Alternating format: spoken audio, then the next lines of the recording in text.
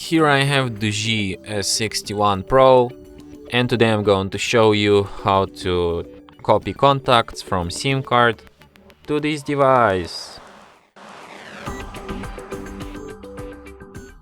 So to do this, firstly you should open some kind of contacts application, like this one.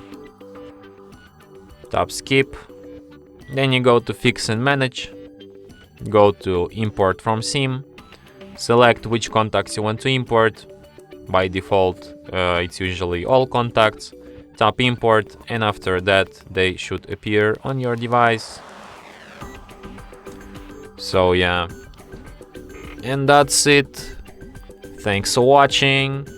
If you find this tutorial useful, don't forget to hit that like button and subscribe to our channel.